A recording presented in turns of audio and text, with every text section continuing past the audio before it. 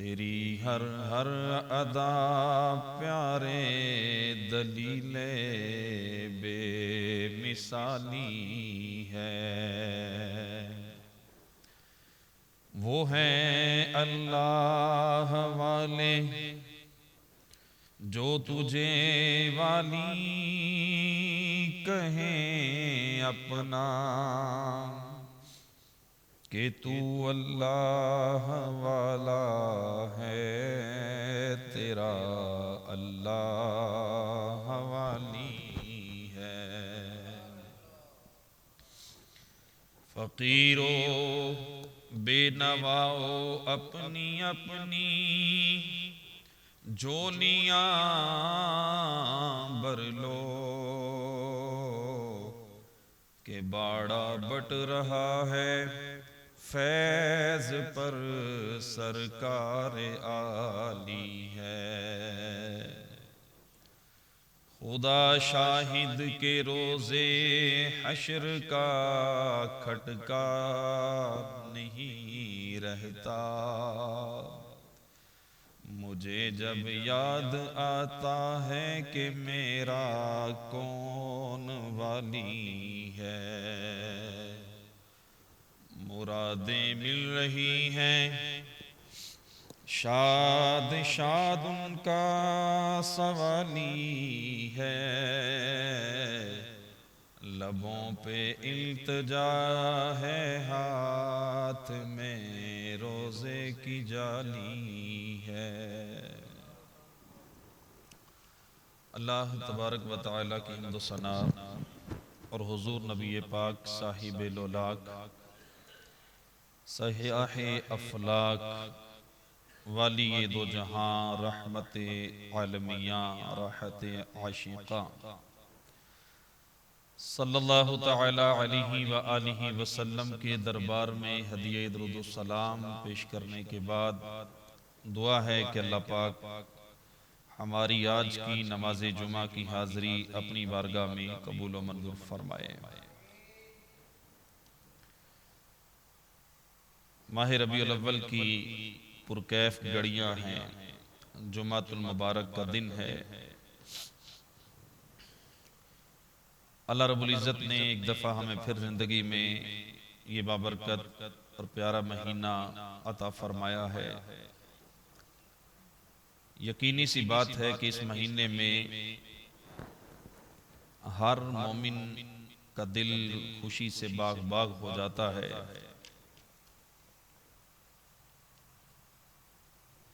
और इस महीने की चहल पहल और इस महीने की रौनक ये हर साल पहले सालों से बढ़ती चली जा रही है। इस महीने में मुसलमान अपने प्यारे महबूब सल्लल्लाहु तआला अलैहि वसल्लम का जिक्र करते हैं, जिक्र सुनते हैं। हुजूर की विलादत का जिक्र होता है, हुजूर की सीरत का जिक्र होता है। और ये जिक्र करके मुसलमान अपने दिलों को ठंडा करते हैं। और हकीकत ये है कि जिस दरख्त की जड़ें जमीन के अंदर कायम हों उसे तो बहार का पता भी चलता है और वो बहार को महसूस भी करता है और उसकी टहनियों पे पत्ते भी आ ही जाते हैं। और जिस दरख्त की जड़ें जमीन के अंदर खोखली हो चुकी हों, कट चुकी हों, जिस दरख्त का ताल्लुक इसकी जड़ों का जमीन के साथ मुनक़ती हो गया हो, खत्म हो गया हो, अब बहार भी आएगी तो इस दरख्त को महसूस नहीं होगी, इसे पता ही नहीं चलेगा। यानी आप बाग के अंदर जाएं तो सारे दरख्त लहलहा रहे हों, बुलबुलें उड़ रही हों, चिड़ियां चहक रही हों, फिर भी वहां पे एक दरख्त ऐसा हो कि जिस पे कोई बहार नहीं, जिस पे कोई रौनक नहीं, जिस पे कोई पता नहीं, तो मालूम करने पे पता चलेगा कि इसकी जड़ें जमीन से अपना राबता तोड़ चुकी हैं। ये इसलिए खोखला है और दिन ब दिन खोखला ही होता जा रहा है। ये बहार को महसूस भी नहीं करता और कर भी नहीं सकता। बहार को तो वही दरख्त महसूस करेगा, उसी दरख्त पर बहार का असर होगा कि जिस दरख्त की जड़ें जमीन के साथ मजबूती से जुड़ी रहें, जिनका ताल्लुक कायम रहे। जैसे दरख्तों की बहार आती है, ऐसे ही ईमान वालों की भी बहार है, जिसे रबी बहार को कहते हैं, रबीउल अव्वल कहा जाता है। और जिस बंदे के दिल का ताल्लुक नबी पाक सल्लल्लाहु ताला अलैहि वसल्लम से जुड़ा होता है, वो इस बहार को महसूस भी करता है और उसके चेहरे पे रौनक भी आती है। और जो इस बहार में भी महसूस करे कि मुझे तो कोई खुशी नहीं, या मेरे चेहरे पे तो कोई रौनक नहीं आई, या मेरा तो दिल बिल्कुल उसी तरह है, रबीउल अव्वल के आने से मेरे दिल पे कोई फर्क भी नहीं पड़ा, तो इसे फिर चाहिए कि अपने दिल की जड़ों के पर गौर करे। कहीं ऐसा तो नहीं कि ये जड़ें जहां इन्हें मजबूत होना चाहिए था वहां से कट चुकी हैं, क्योंकि बहार आई है। और एक किसान वो आके कह रहा है कि नहीं, बहार आई नहीं, मेरी फसल तो उसी तरह बिल्कुल पड़ी हुई है। और बाकी सारे किसान कह रहे हैं कि बहार आई है, बारिश बरसी है, बादल गरजे हैं, हवाएं चली हैं, फसल पे रौनक आ गई है, हरियाली आ गई है। तो जो कहता है कि मेरे खेत में तो कोई एक पौधा भी नहीं निकला, बहार कैसे आ गई, तो इसे चाहिए कि अपनी जमीन पर गौर करे कि कहीं ये जमीन बंजर तो नहीं हो गई, कहीं इसमें वो जो पानी लगाना था वो तो नहीं रह गया, वो जो हल चलानी थी वो तो नहीं रह गई। बंजर जमीन बहार को महसूस कैसे करेगी। तो ऐसे ही माह रबीउल अव्वल में इस बहार में अगर किसी का दिल खुशी महसूस नहीं करता, उसके तन बदन से खुशी का इजहार नहीं होता, उसे चाहिए कि अपने दिल की जमीन पर ईमान के लगे हुए पौधों पर गौर करे कि कहीं इनकी जड़ें कट तो नहीं गई, इनको जिस हल चलाने की जरूरत थी कहीं वो हल रह तो नहीं गया। बहार तो आई है, हर तरफ लहलहाते हुए ये परचम, लोगों का जुलूसों में निकलना, महफिल का होना, नबी पाक सल्लल्लाहु अलैहि वसल्लम का जिक्र होना, इसमें तो इनकार ही नहीं। ये तो जब से कायनात बनी है, जब से अल्लाह रब्बुल इज्जत ने कायनात को बनाया है, तब से ये बहार आती है और लोग इसे महसूस करते हैं। और लोग इसका जश्न इसी अंदाज से, बल्कि माजी को देखें तो इससे बढ़कर जश्न मनाया जाता रहा है। नबी पाक सल्लल्लाहु अलैहि वसल्लम की विलादत, हुजूर का मिलाद और हुजूर का जिक्र, मैं आज की गुफ्तगू में आपके सामने चंद एक चीजें ऐसी बयान करूंगा कि जिससे इंशाअल्लाह ये चीज वाज़ेह होगी कि ये आज का मामूल तो है ही नहीं। ये तो नबी पाक सल्लल्लाहु अलैहि वसल्लम की विलादत का जिक्र, ये कोई 1400 साल पहले या 1500 साल पहले की तो बात ही नहीं है। ये तो रब्बे कायनात ने जब से कायनात बनाई है, तब से अल्लाह रब्बुल इज्जत ने इस चीज का रिवाज भी रखा है कि जिसको इस बहार की रौनक महसूस हुई है, उसने इसका इजहार भी किया है, और खालिक की कायनात ने इजहार करने वालों को अपनी रहमतों से नवाजा भी।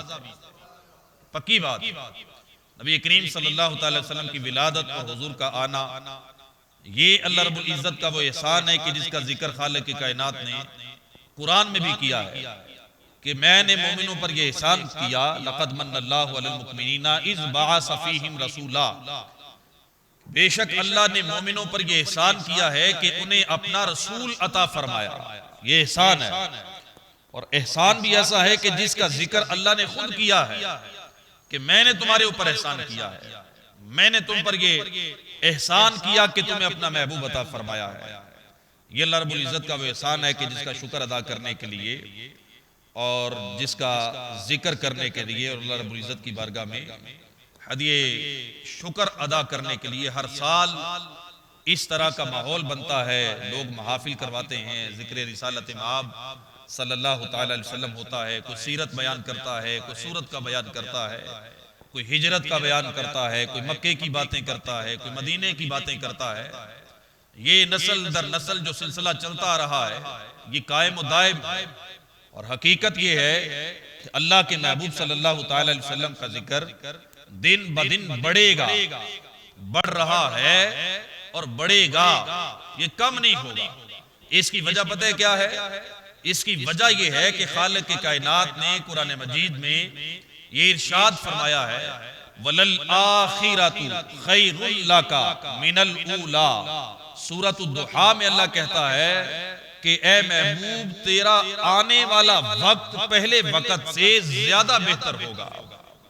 यानी जो आज महबूब की इज्जत और अजमत के डंके बज रहे हैं, ये अल्लाह का वादा है कि आने वाला वक्त इस वक्त से ज्यादा बेहतर होगा, उसमें और ज्यादा चर्चे होंगे और ज्यादा अल्लाह के महबूब सल्लल्लाहु अलैहि वसल्लम की शान बयान की जाएंगी। और नबी करीम सल्लल्लाहु अलैहि वसल्लम की जात का जिक्र करना और हुजूर का जिक्र करके अल्लाह रब्बुल इज्जत की बारगाह से इल्तिजा करना और खालिक की कायनात से दुआएं मांगना और अपनी मुश्किलात का हल मांगना, ये हमें खालिक की कायनात ने जो सिखाया है। आप अहादीस की किताबें पढ़ के देखें, कुरान पाक की तफसीर पढ़ के देखें, नबी पाक सल्लल्लाहु ताला अलैहि वसल्लम के मिलाद का वसीला डाल के और हुजूर के मिलाद का जिक्र करके खालिक की कायनात की बारगाह में अपनी परेशानियां जिक्र करके इनका हल तलब करना, इनके हल के लिए दुआ मांगना, अपनी आसानियों के लिए दुआ मांगना और खालिक की कायनात की रहमत को आवाज देना, ये सिर्फ हमारा ही तरीका नहीं, बल्कि ये तरीका तो अल्लाह रब्बुल इज्जत ने अपने नबियों को भी अता फरमाया था। अल्लाह ने अपने नबियों को भी अता फरमाया था कि जब हजरत आदम अलैहिस्सलाम अल्लाह रब्बुल इज्जत की बारगाह में अर्ज करते हैं कि परवरदिगार, मुझे अपने आखिरी नबी मोहम्मद मुस्तफा सल्लल्लाहु ताला अलैहि वसल्लम के सदके में मुआफ कर दे, मुआफी अता कर दे, तो रब्बे जुल जलाल ने यह इरशाद फरमाया कि आदम, तुझे कैसे पता चला कि कोई मोहम्मद मुस्तफा भी होंगे और वो आखिरी नबी होंगे और इस तरह दुनिया में आएंगे, ये कैसे पता चला? तो हजरत आदम अलैहिस्सलाम ने यही किया जो आज हो रहा है। इन्होंने अल्लाह की बारगाह में अर्ज किया कि परवरदिगार, जब तूने मुझे पैदा किया, मेरे अंदर रूह फूंकी गई, तो मैंने जब सर उठा के देखा, अर्श के माथे पर लिखा था ला इलाहा इल्लल्लाह मुहम्मदुर रसूलुल्लाह। जन्नत में गया तो जन्नत के दरख्तों के पत्तों पे भी यही लिखा था। मैंने हूरो गिलमान के माथे पे लिखा हुआ देखा, मैंने जन्नत के महल्लात के दरवाजों पे लिखा हुआ देखा कि ला इलाहा इल्लल्लाह मुहम्मदुर रसूलुल्लाह। बस मेरा ये गुमान बना कि अल्लाह के नाम के साथ ये जो नाम जुड़ा हुआ है, मुहम्मद जो नाम है सल्लल्लाहु अलैहि वसल्लम, ये अल्लाह ने अपने नाम के साथ जोड़ा है। इसे अर्श के माथे पे लिखा, इसे जन्नत के दरख्तों के पत्तों पे लिखा, इसे हुरो गिलमान के माथे पे लिखा, जन्नती महल्लात के दरवाजों पे लिखा गया। मेरे गुमान ने कहा हो ना हो, ये नाम खालिक के कायनात ने अपने नाम के साथ जोड़ा ही इसलिए है कि अल्लाह को ये नाम प्यारा ही बड़ा है। इसलिए मैं इस नाम का वसीला डाल के तेरी बारगाह में अर्ज कर रहा हूं। रब्बे कायनात ने फरमाया, ए आदम तूने सच कहा, आदम तूने सच कहा, मुझे अपनी इज्जत और जलाल की कसम है, अगर मैं मोहम्मद को पैदा ना करता तो मैं तुझे भी पैदा ना फरमाता। मुझे अपनी इज्जत और जलाल की कसम है, अगर इसको पैदा ना करता मैं तुझे भी पैदा ना करता, अगर इसे पैदा ना करता जमीन व आसमान को पैदा ना करता, अगर इसे पैदा ना करता फरिश्तों को पैदा ना करता, अगर इसे पैदा ना करता नबियों को पैदा ना करता।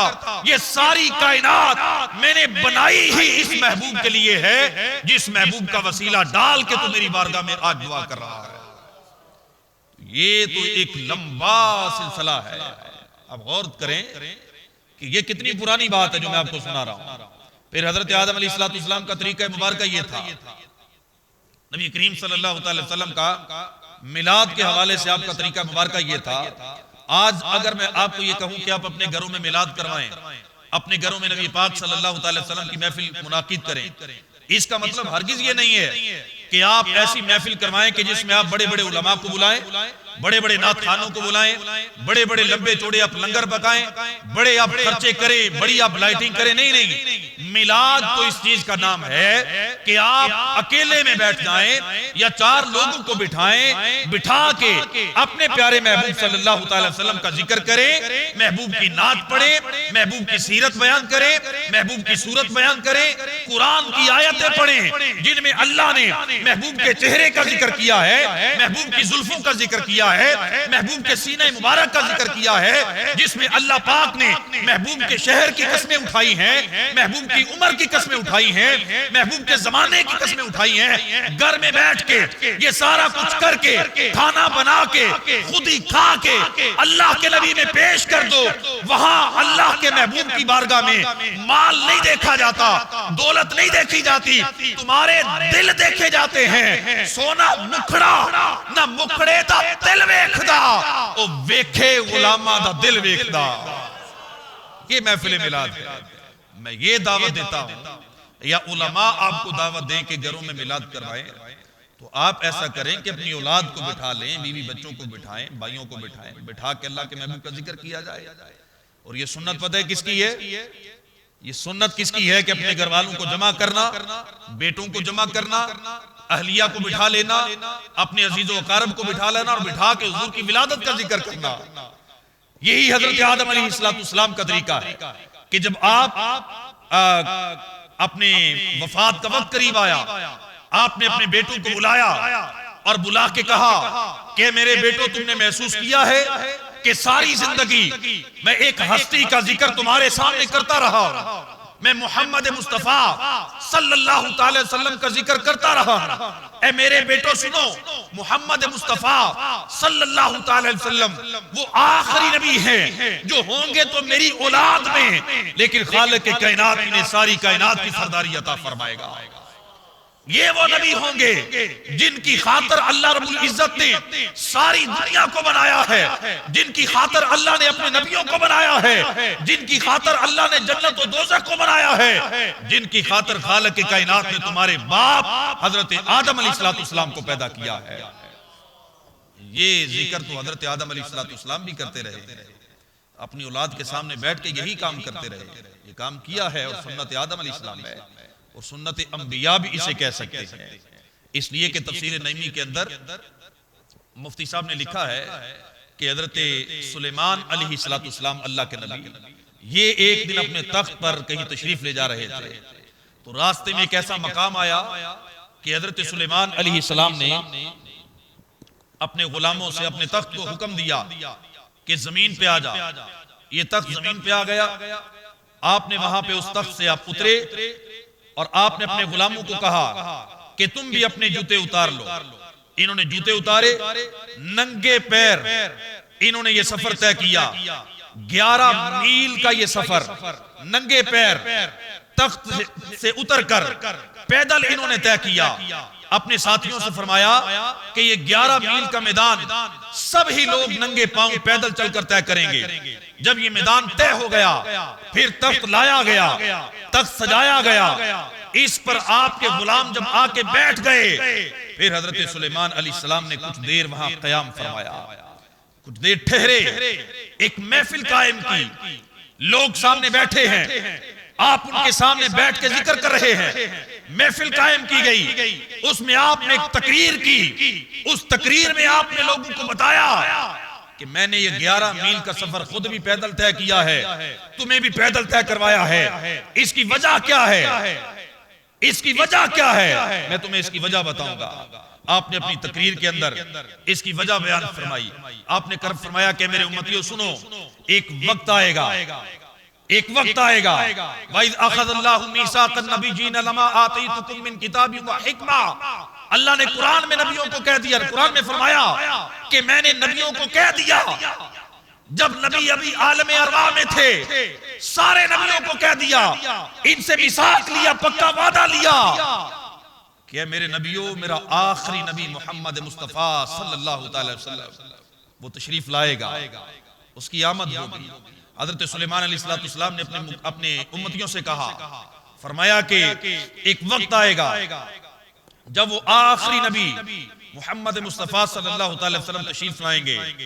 इस जगह को 11 मील को ये उनका वतन है, यही आपका मज़ार अक़दस बनेगा। फिर हुजूर की तारीफें बयान की आपने, नात खानी हुई, फिर फरमाया कि सारी मखलूक पर वाजिब है कि वो इस जगह का अदब करे। इस वक्त जब आप ये खुतबा इरशाद फरमा रहे थे, आपके उम्मती सामने बैठ के सुन रहे थे, इस महफिल को आप क्या नाम देंगे? कौन सा नाम देंगे आप कि ये महफिल मिलाद मुस्तफ़ा है या नहीं है? ये हुजूर के जिक्र की महफिल है या नहीं है? ये नबी करीम सल्लल्लाहु अलैहि वसल्लम की विलादत का जिक्र है या नहीं है? ये मैं आज की बात नहीं कर रहा, सदियों पहले की बात आपको सुना रहा कि हजरत सुलेमान अलैहिस्सलाम अपने उम्मतियों के साथ अपने तख्त पर बैठ के नबी करीम सल्लल्लाहु अलैहि वसल्लम के मिलाद की महफिल फरमा रहे हैं।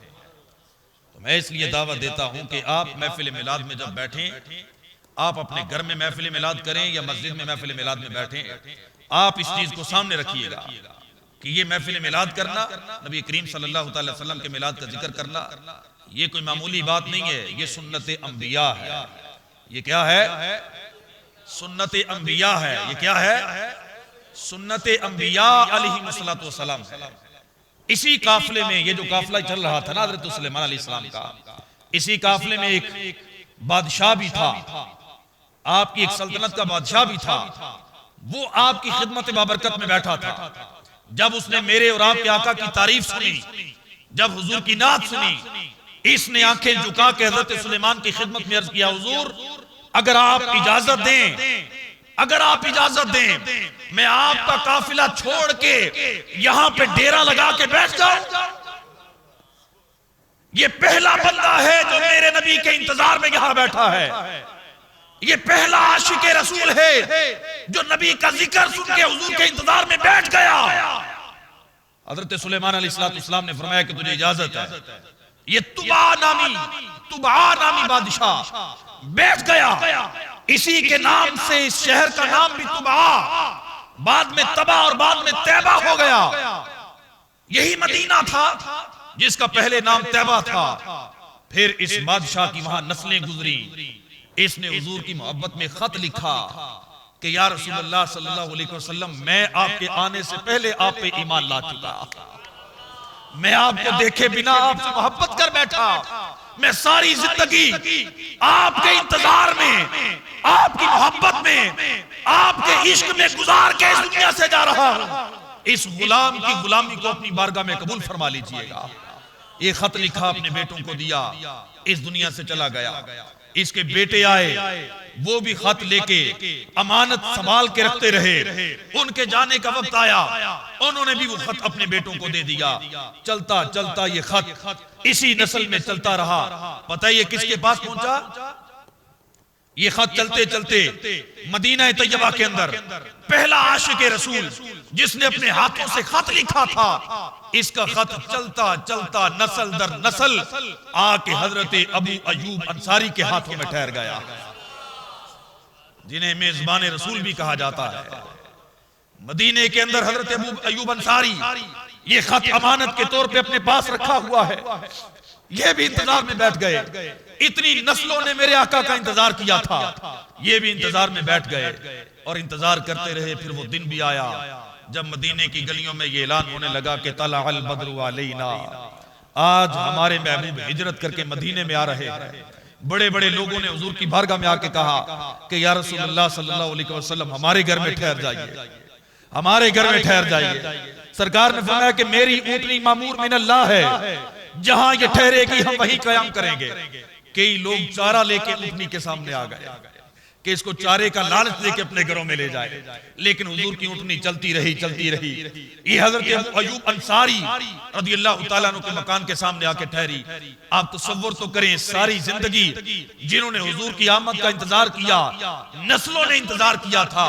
जब नबी करीम सल्लल्लाहु अलैहि वसल्लम हजरत अबू अयूब अंसारी के घर में गए ना, जब आप मेहमान बने और हजरत अबू अयूब मेजबान बने, वो अपने बाप दादा का खत जो इन्होंने इन्होंने संभाल के रखा हुआ था और जहन में ये था मैं अल्लाह के नबी की खिदमत में पेश करूंगा, मैं हुजूर को बताऊंगा ये खत कैसे आप तक पहुंचा है। अभी इन्होंने जहन में रखा था, मेरे नबी ने घर में जाते ही कहा, ए अबू अय्यूब मेरी अमानत कहाँ है? अर्ज की हुजूर कौन सी अमानत? फरमाया तुम्हारे बाप दादा ने जो मेरे नाम खत लिखा है वो मेरे हवाले कर दिया जाए। खुद हुजूर ने फरमाया।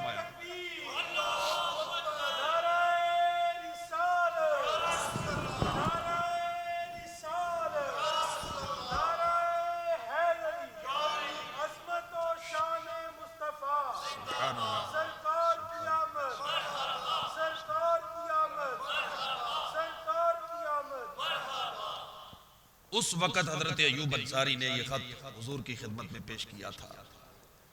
ये मिलाद मनाना, मिलाद का जिक्र करना, हुजूर की विलादत का जिक्र करना, ये देखे ना, ये आज की बात तो मैं नहीं कर रहा। हजरत सुलेमान अलैहिस्सलाम एक दफा तख्त पर जा रहे थे।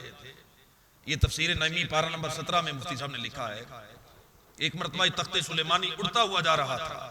नीचे जमीन पर खड़ी एक औरत ने देखा और देख के कहने लगी कि कुर्बान जाऊं उस मां पर कि जिसका ऐसा शानो शौकत इज्जत और अजमत वाला बेटा है। मैं कुर्बान जाऊं उस मां की शान पर जिसे अल्लाह ने इतनी अजमतों वाला बेटा अता फरमाया है। हजरत सुलेमान ने इस बीबी की आवाज को सुना। आपने फरमाया कि बीबी मेरी माँ की शान पर कुर्बान जाने से बेहतर है मेरी माँ से भी अफजल एक और माँ दुनिया में आने वाली है।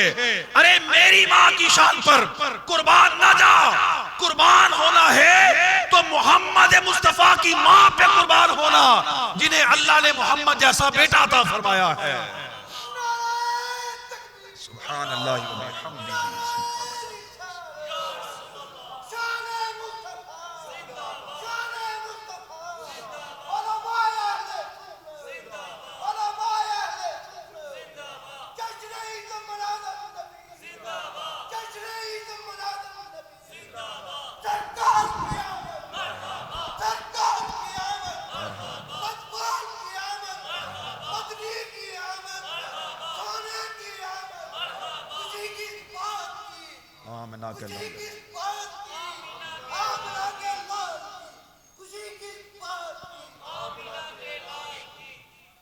ये तो अंबिया किराम अलैहिमुस्सलाम का तरीका है। मिलाद का जिक्र करना, हुजूर की विलादत का जिक्र करना, ये तो सदियों से चलता आ रहा है। ये तो खालिक के कायनात ने हमें अगर सआदत अता फरमाई है तो हमें तो खुश होना चाहिए। मैं फिर अर्ज कर रहा हूं कि मिलाद नबी करीम सल्लल्लाहु अलैहि वसल्लम की विलादत का जिक्र करना है। क्या सहाबा किराम ने भी मिलाद मनाया है? अंबिया किराम अलैहिमुस्सलाम का जिक्र तो कर दिया और इसके बाद हुज्जत भी कोई नहीं रहती बाकी। हजरत आदम अलैहिस्सलाम का जिक्र किया, हजरत सुलेमान का जिक्र किया। क्या सहाबा किराम ने भी मिलाद मनाया है? ये हिदायत के सितारे हैं। इनकी तो खालिक की कायनात ने कुरान में शान बयान किया। इनके बारे में तो अल्लाह ने कहा है कि आमीनू कमा आमनन नास, कि अगर ईमान लाना चाहते हो तो इन जैसा ईमान लेके आओ। ये ऐसा म्यार है हमारे लिए। इनको खालिक के कायनात ने म्यार बनाया। ईमान वही काबिल कबूल है जो सहाबा जैसा होगा, सहाबा के ईमान जैसा होगा। इनको खालिक के कायनात ने कुरान में कहा फाइन आमनू बिमिस्ली मा आमनतुम बिही फक़द इह्तदौ, कि जिनका ईमान सहाबा के ईमान जैसा हो गया वो हिदायत पा गया। इन सहाबा किराम के बारे में और बयान करने वाले नबी करीम सल्लल्लाहु अलैहि वसल्लम के बड़े प्यारे सितारे और बड़े प्यारे सहाबी हजरत अबू दरदा रज़ियल्लाहु ताला, हजरत अबू दरदा रज़ियल्लाहु ताला से रिवायत है, कहते हैं कि मैं नबी करीम सल्लल्लाहु अलैहि वसल्लम के साथ एक दिन निकला और अल्लाह के महबूब सल्लल्लाहु अलैहि वसल्लम के साथ साथ चलने लगा। कहते हैं चलते चलते हजरत आमिर अंसारी रज़ियल्लाहु ताला का घर आ गया। ये मदीने के रहने वाले थे। हजरत आमिर अंसारी का घर आ गया तो नबी पाक सल्लल्लाहु अलैहि वसल्लम के मकान पर तशरीफ ले गए। कहते हैं कि जब हम हुजूर ने उनके घर में दस्तक देकर जब अंदर दाखिल हुए, मैं भी अंदर दाखिल हुआ। ये हजरत अबू दरदा रज़ियल्लाहु ताला अन्हु कहते हैं कहते हैं कि जब हम नबी करीम सल्लल्लाहु अलैहि वसल्लम और मैं जब हजरत आमिर अंसारी के घर में दाखिल हुए, वो अपने घर में कर क्या रहे थे, अमल कौन सा था जिसको हजरत अबू दरदा बयान कर रहे हैं। और किताबों में यह अमल लिखा गया, अत-तनवीर फी मौलिद बशीर व नजीर, इस किताब के अंदर इस हदीस को लिखा गया। हजरत अबू दरदा कहते हैं जब हम हजरत आमिर अंसारी के घर में दाखिल हुए, उन्होंने अपनी कौम को अपने घर में जमा किया हुआ था, कबीले के लोग जमा थे, इनके बच्चे बैठे थे, कुछ मर्द हजरात बैठे थे, खवातीन पर्दे में बैठी थी, और बैठ के कर क्या रहे थे, ये बैठ के अपने आका के विलादत के वाकयात लोगों को सुना रहे थे, ये हुजूर के मिलाद की बातें कर रहे थे, ये नबी करीम सल्लल्लाहु अलैहि वसल्लम की सीरत की बातें कर रहे थे, ये लोगों को अल्लाह के महबूब की औलाद की बातें सुना रहे थे, और कहते जाते थे कि आज का दिन अल यौम अल यौम अल यौम के नारे लगा रहे थे। और अल यौम का मतलब होता है कि आज का दिन, यानी 12 रबीउल अव्वल का दिन, पीर का दिन। कह रहे थे अल यौम अल यौम। कहते हैं कि जब हमने घर में दाखिल हुए, नबी करीम सल्लल्लाहु अलैहि वसल्लम ने देखा मेरे गुलाम अपने घर में बैठ के अपने बच्चों के सामने, अपने कबीले के सामने, अपनी खवातीन के सामने, मर्द हजरात के सामने मेरा जिक्र कर रहे हैं। अल्लाह के नबी ने अब जो जुमले इरशाद फरमाए हैं, ये कयामत तक के मोमिनीन के लिए काफी हैं। अल्लाह के नबी सल्लल्लाहु अलैहि वसल्लम ने फरमाया, इन्नल्लाह फतह लका अबवाबर रहमा व मलाइकतुहु कुल्लुहुम यस्तगफिरून लका मन फाला फालका नजा नजातका। अल्लाह के नबी ने कहा, ओए आमिर अंसारी, आज तेरे इस अमल की वजह से अल्लाह रब्बुल इज्जत ने तेरे लिए रहमत के दरवाजे खोल दिए हैं, और अल्लाह के सारे फरिश्ते आज तेरे लिए दुआए मगफिरत कर रहे हैं। और जो तेरे इस काम की तरह क़यामत तक जो भी ऐसा करेगा, अल्लाह पाक उसे अपनी जनाब से बख्शिश और निजात अता फरमा देगा। ये वो अमल है जो सहाबा ने किया है। हजरत इब्ने अब्बास नबी करीम सल्लल्लाहु अलैहि वसल्लम के चचाजाद भाई और इस उम्मत के बहुत बड़े मुहद्दिस हैं, बहुत बड़े फकीह हैं, इनकी आदत मुबारक थी कि ये नबी करीम सल्लल्लाहु अलैहि वसल्लम की जब विलादत के दिन आते तो अपनी कौम को अपने घर में जमा करते, इनके सामने हुजूर की विलादत बासआदत का जिक्र करते, सामाईन खुश होते, अल्लाह रब्बुल इज्जत की हम्दो सना नबी करीम सल्लल्लाहु अलैहि वसल्लम पर दुरूद व सलाम पढ़ा जाता। इसी तरह एक दिन ये महफिल मना रहे थे, नबी करीम सल्लल्लाहु अलैहि वसल्लम की तशरीफ आवरी हो गई। हुजूर ने देखा कि मेरे मिलाद की महफिल सजा के बैठे हैं। अल्लाह के नबी ने फरमाया, ए इब्ने अब्बास और इसके साथ बैठ के मेरा जिक्र करने वालों, तुम्हारे लिए मेरी शफाअत वाजिब हो चुकी है, मैं कल कयामत में तुम्हें पकड़ के जन्नत में लेके जाऊंगा। ये नबी करीम सल्लल्लाहु अलैहि वसल्लम के सहाबा है। अब इसके बाद बात ही क्या रह जाती है, जब अंबिया किराम ने जिक्र मिलाद किया, अल्लाह के महबूब सल्लल्लाहु अलैहि वसल्लम के सहाबा ने किया है, और खुद नबी पाक सल्लल्लाहु अलैहि वसल्लम ने अपना मिलाद मनाया है। मिलाद की महफिलें अल्लाह के महबूब सल्लल्लाहु अलैहि वसल्लम ने खुद मुनाकिद की हैं, और कुरान पर सबसे ज्यादा अमल नबी करीम सल्लल्लाहु अलैहि वसल्लम का है, सबसे बढ़कर। और कुरान में ही खालिक के कायनात कहता है ना कि वज़कुरू निअमतल्लाहि अलैकुम, अल्लाह ने जो तुम पर इनाम किए हैं इनका जिक्र किया करो। व अम्मा बिनिअमति रब्बिका फहद्दिस, अल्लाह ने जो तेरे ऊपर करम किया है इसका जिक्र किया कर। तुझे जबान दी इसलिए है, अल्लाह की नेमतों का जिक्र कर, अल्लाह की रहमत का जिक्र कर।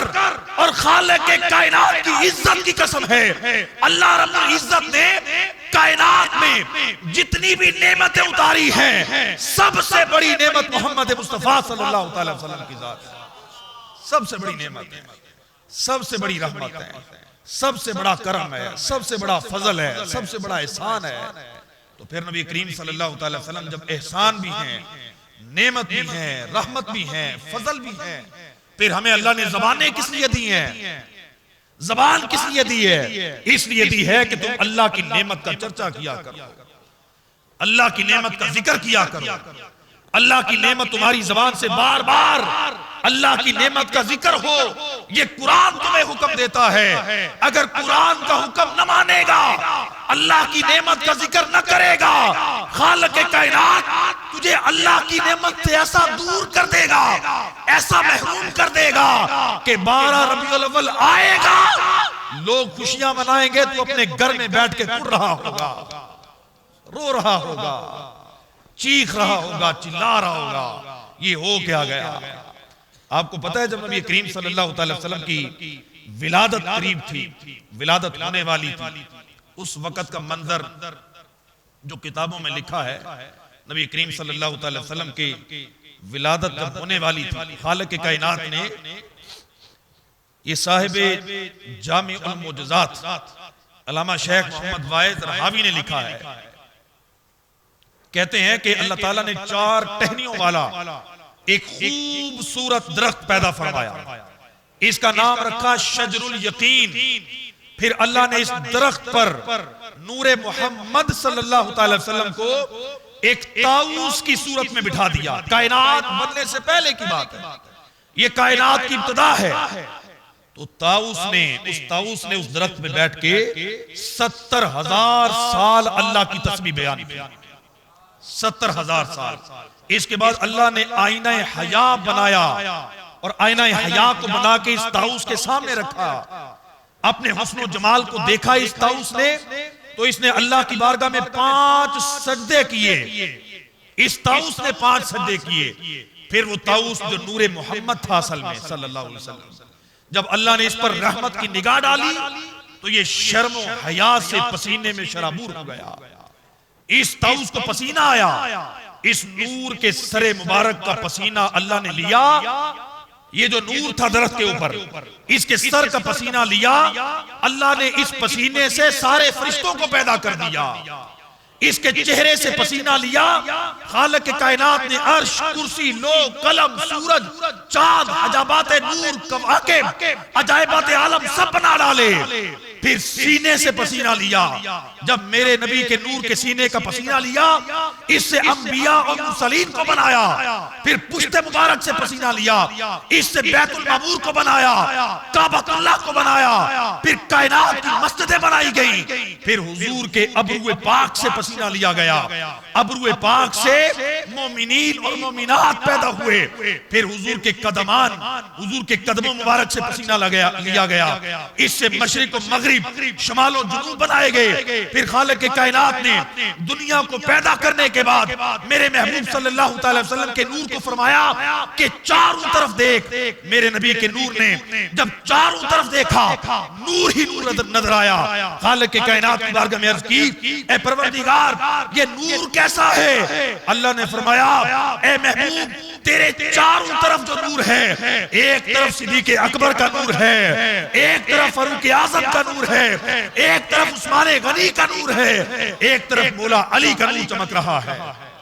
70,000 साल ये नूर अल्लाह की तस्बीह करता रहा, ला इलाहा इल्लल्लाह मुहम्मद रसूलुल्लाह पढ़ता रहा। फिर खालिक के कायनात ने इस नूर से सारी कायनात को बनाया। फिर ये नूर खालिक के कायनात ने जब हजरत आमिना को अता फरमाया ना, और जब नबी पाक सल्लल्लाहु अलैहि वसल्लम की विलादत की घड़ी आई, तो खालिक के कायनात ने हजरत जिब्राइल अमीन अलैहिस्सलाम को फरमाया कि अब तुम आसमानों पे मेरे महबूब सल्लल्लाहु अलैहि वसल्लम के नूर का चर्चा करो और लोगों को बताओ कि मेरा नबी आने वाला है, मेरे नबी की आमद होने वाली है। हजरत जिब्राइल अमीन ने जिस तरह अर्श पर और जिस तरह फर्श पर दुमे मचाई है ना, इसको साहिब जामिउल मुअज्जज़ात ने लिखा है कि खालिक के कायनात ने हजरत जिब्राइल की ड्यूटी लगाई कि तुम सारे अर्श पर घूमो और बताओ इनको कि मैं एक ऐसा नबी भेजने वाला हूं जो साहिब अमानत साहिब दयानत, मुजाहिद फी सबीलिल्लाह, खैर मखलूकात, खातिमुल अंबिया हैं, जिसको मैं ये शान दे के भेजने वाला हूं कि वमा अरसलनाका इल्ला रहमतल लिल आलमीन। ये सारी कायनात के लिए रहमत है। जिनका नाम मोहम्मद है, जिनका नाम अहमद है, जिनकी शान ताहा है, जिनकी शान यासीन है, जिनका दीन नासिखुल अदियान, पिछले सारे दिनों को नासी करने वाला है, नस्ख करने वाला है। जिब्राइल ने जब ये ऐलान किया, मलाइका, आसमानों के मलाइका ये अल्लाह की तस्बीह और तकबीर में मसरूफ हो गए। जहन्नम के दरवाजे बंद कर दिए गए। ये मेरे नबी क़यामत होने वाली है दुनिया में। जहन्नम के दरवाजे बंद कर दिए गए, जन्नत के दरवाजे खोल दिए गए, दरख्तों पे फल लगा दिया गया, जन्नत की नहरें रवाना कर दी गई, और जन्नत के अंदर जो परिंदे थे ये जन्नत में नगमे गाने लगे, हूरों गिलमान वजद में आ गए। अल्लाह ने सारे हिजाब उठा दिए। फिर अल्लाह ने हजरत जिब्राइल को हुक्म दिया, 1,00,000 फरिश्ते लेकर जमीन पे जाओ। कितने फरिश्ते? बोलिए कितने फरिश्ते? 1,00,000 का जुलूस लेके जाओ और जमीन पर जाओ। बहरो बर, अर्दो जबाल, खुशकी और तरी, हर तरफ फैल जाओ और जमीन वालों को ये खुशखबरी सुनाओ, पूरी जमीन को बताओ कि तुम्हें बनाने वाले ने बना दिया था, आज तुम्हें आबाद करने वाला आ रहा है। इमाम इब्ने हजर मक्की रहमतुल्लाह तआला अलैह फरमाते हैं, कहते हैं कि जब जिब्राइल आसमान से फारिग हुए, 1,00,000 फरिश्तों को लेकर जमीन पे उतरे। हर पहाड़ी पर, जमीन के हर गोशे पर, समुंदर के हर जजीरे पर इन फरिश्तों ने जाके मेरे महबूब की आमद के नारे लगाए। इन्होंने बताया कि महबूब आने वाले। ये नारे लग रहे थे, ये आमद के चर्चे हो रहे थे। फिर खालिक के कायनात ने जानवरों को, जितने भी जमीन के जानवर थे, इनको अल्लाह पाक ने उस दिन बोलने की ताकत दी और अरबी ज़बान ये बोलने लगे और अरबी में एक दूसरे को कहने लगे, मरहबम बिका, मरहबम बिका, तुझे मुबारक हो, तुझे मुबारक हो कि आज अल्लाह हमारे नबी को दुनिया में भेज रहा है। ये सारा कुछ हो रहा था, सब कुछ हो रहा था। ये किताबों में लिखा हुआ है। मैंने हदीस की किताबों और मुहद्दिसीन का नाम लेके आपको बताया, ये सारा कुछ हो रहा था। लेकिन इसी सारा कुछ होने में कुछ और भी हो रहा था। पता है क्या हो रहा था? कायनात के अंदर एक जात ऐसी थी जो इस रात को जब फरिश्ते घूम रहे थे, आमद मुस्तफा के नारे लगा रहे थे, एक जात ऐसी थी जो अपने सर के ऊपर मट्टी डाल रहा था, अपने चेहरे पे मट्टी मल रहा था, ये दाढ़े मार मार के रो रहा था और पूरी जिंदगी में कभी इतना नहीं रोया था जितना आज रो रहा था। इसके चेले इसके पास आए, आके कहा, आका क्या हो गया? आज से पहले तो इतना रोते तुझे देखा ही नहीं है, आज इतनी चीखो पुकार क्यों कर रहा है? उसने रो के कहा, मैं क्या करूं, मैं तो दुनिया को जहन्नम में लेके जा रहा था, लेकिन आज अल्लाह ने उसे भेज दिया है जो दुनिया को जन्नत में लेके जाएगा। इसीलिए तो किसी शायर ने लिखा है ना कि निसार तेरी चहल पहल पे हजारों ईदे रबीउल अव्वल, सिवाय इबलीस के जहां में सभी तो खुशियां मना रहे हैं, सभी मना रहे हैं। इंसान खुशियां मना रहे हैं, फरिश्ते खुशियां मना रहे हैं, परिंदे, जानवर, जिन, मलक, हूरे और सारी जन्नत खुशियां मना रही है। रो कौन रहा है? शैतान, इब्लीस रो रहा है, उसके चेले रो रहे हैं।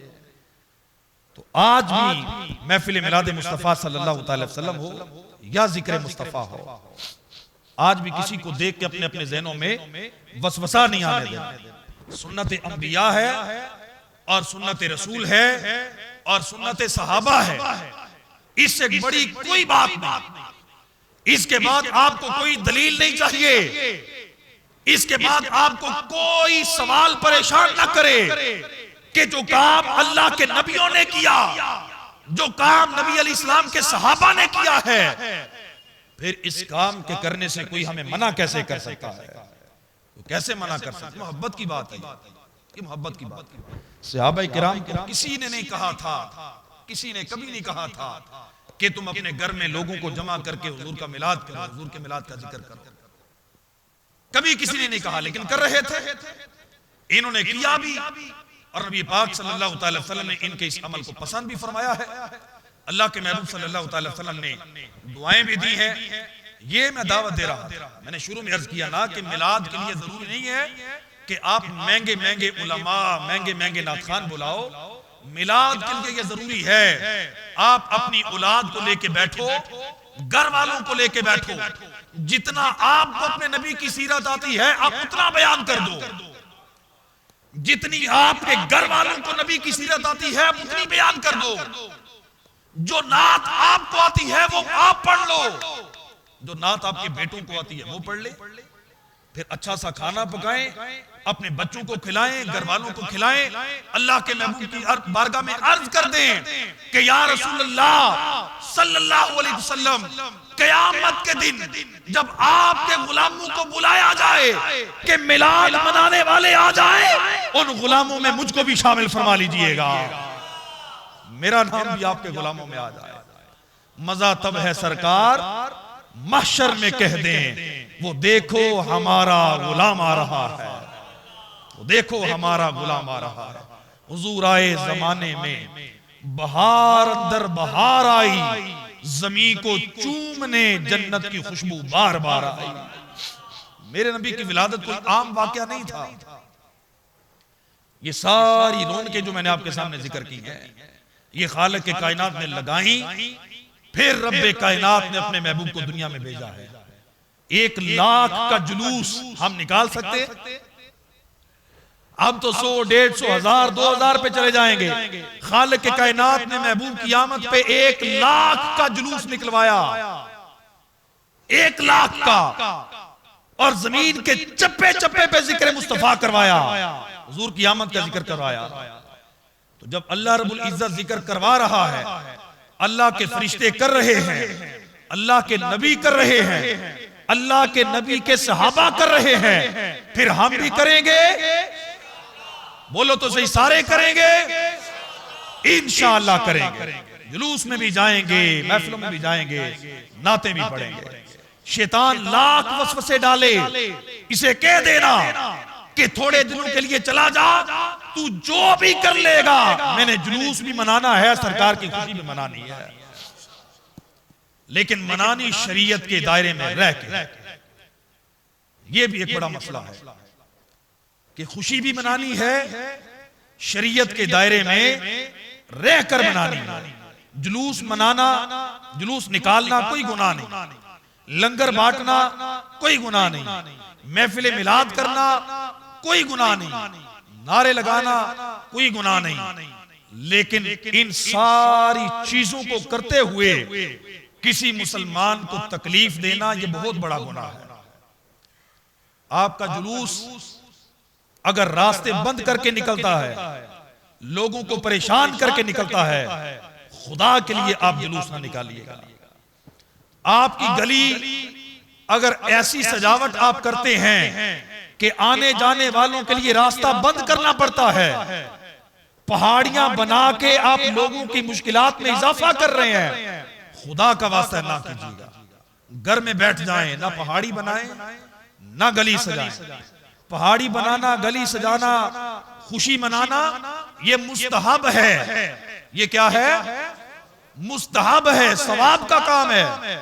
ना करोगे गुनाह कोई नहीं, लेकिन अगर गली बंद करोगे, कयामत के दिन तुम्हारे गरीबान से पकड़ा जाएगा, पूछा जाएगा तुम्हें हक किसने दिया था कि गली को बांस लगा के बंद कर दो, गली को आप किले लगा के बांस गली के अंदर गाड़ कर गली को तोड़ो, ये इख्तियार किसने दिया तुम्हें?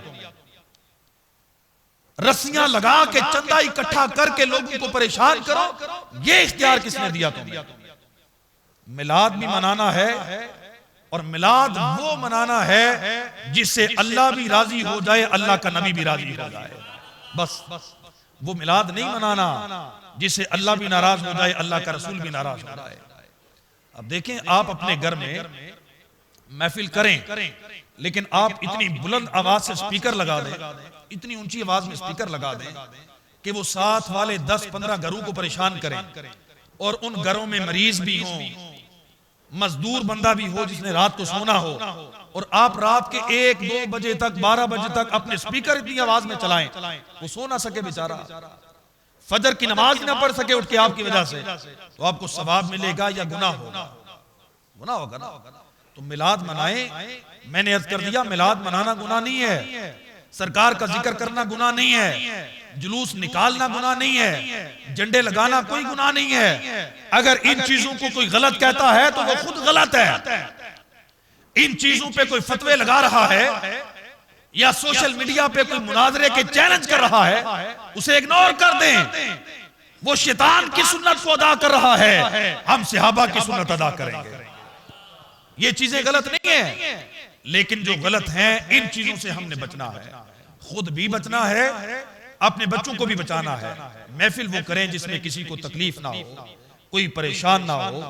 फिर इश्तिहार आप तस्वीर वाले अगर मस्जिदों के बाहर लगाएंगे तो ये सवाब का काम है। तस्वीर वाले इश्तिहार बनाना ये सवाब का काम है। नहीं पता आपको? नहीं पता तो मैं आपको बताता हूं, ये सवाब का काम नहीं है, ये गुनाह का काम है। और मस्जिद के दरवाजे पे लगाना और बड़ा गुनाह, मस्जिद की दीवार में कील ठोकना ये और बड़ा गुनाह। सैयद आला हजरत ने फरमाया था कि जो मस्जिद में कील ठोकता है, इसकी आंख में कील ठोको तो इसे पता चले कि अल्लाह के घर को कितनी तकलीफ होती है। तो गैर शरई जितने भी मामले हैं ना, इनसे बच के हमने मिलाद मनाना है। मनाएंगे इंशाल्लाह, जुलूस में भी जाएंगे इंशाल्लाह, गज वज के मिलाएंगे इंशाल्लाह, लंगर पकाएंगे भी खाएंगे भी इंशाल्लाह, सरकार का मिलाद मरते दम तक मनाएंगे। अल्लाह पाक अमल की तौफीक अता फरमाए।